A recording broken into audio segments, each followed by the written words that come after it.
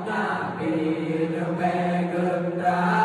tanda pramusi kafir Allah batu juta Ramadan dua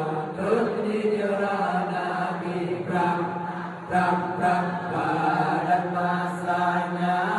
duyung kafir Yahudi Allah kafir kaji mengikut kaji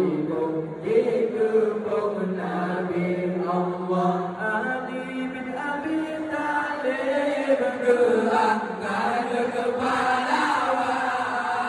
juga anak pantingan berbakar